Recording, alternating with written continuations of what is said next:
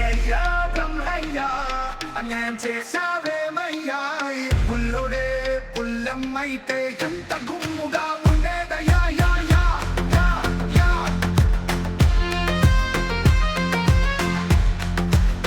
yeah యా yeah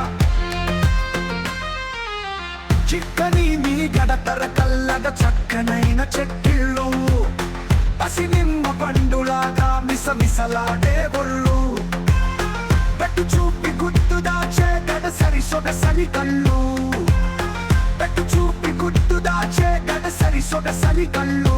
కొంత కోడతనముంది మరికొంత ఆడతనముంది